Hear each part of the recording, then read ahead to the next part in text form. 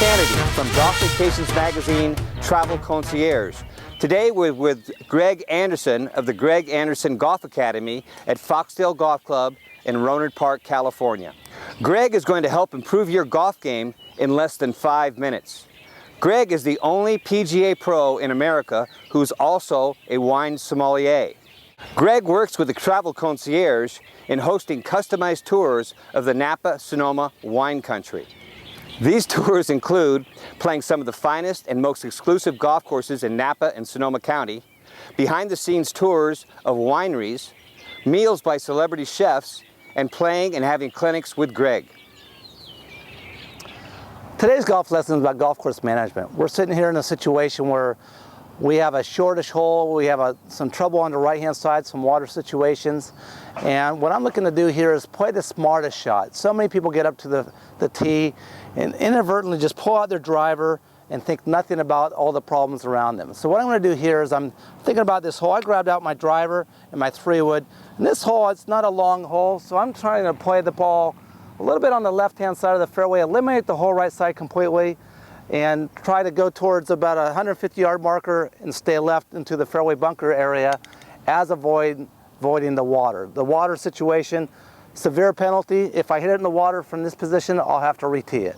So what I'm looking at here is I've eliminated my driver from this situation, so I'm going to use my 3-wood. And I'm looking at this area where almost everybody lines up from the dead center of the fairway of the tee marker, looking at the dead center of the fairway. What I'm doing here is I'm looking at going towards the right quadrant of the tee and looking towards sort of the left side of the fairway, again, eliminating the water. So what I would do in this situation is I would tee it up about right here, and I'm looking into a zone that has, it's probably about 270 yards to the bunker on the left. I can't hit my 3-wood that far, but it will give me enough distance with my 3-wood to have about an 8-iron into the green. So I'm just sort of looking to the left side of the water, and in that situation, let's see how I do.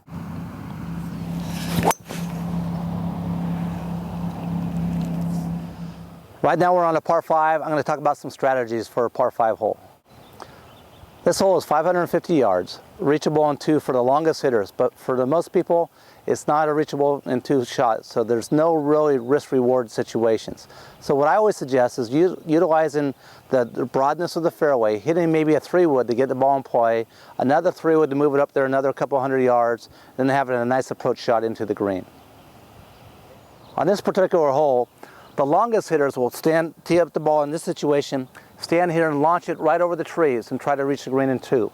What I'm going to do on this hole is get over in this situation, get over on this side, and try to hit on the right quadrant of the fairway so it opens up the whole hole so I have a lot of options for my next shot. Just try a nice balanced swing and try to hit the ball on the right side of the fairway.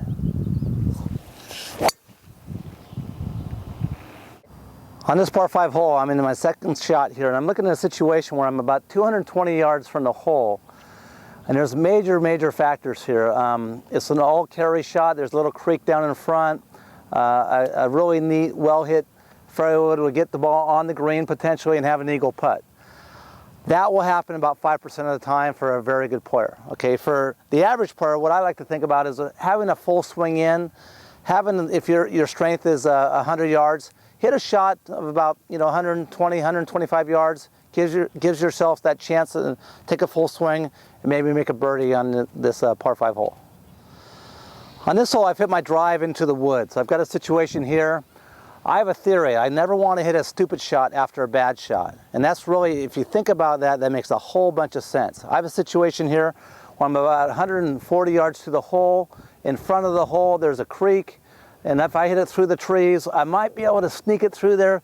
Realistically, if I stand here for 100 balls, I might be able to do it 2 or 3 times. So the best shot to do here is to take it, just get it back in play, maybe get up and down, and still make your par. So let me give that a go.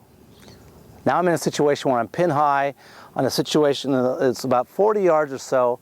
I have a whole bunch of green to work with, and I have 2 options. One option is to use a lofted club, fly it up to almost at the hole level, and hopefully it stops pretty quickly, or get it on the green with an 8-iron and have it run out like a putt would. And that's the option that I would use. I'd hit sort of a chip shot with an 8-iron, even though I've got 40 or so yards to go.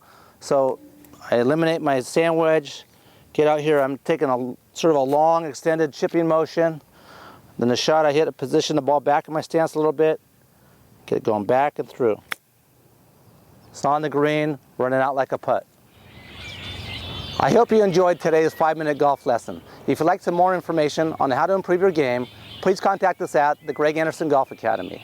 Thank you. If you like fine wine, fine dining, and great golf, I hope to see you on one of our customized golf tours in Sonoma and Napa County.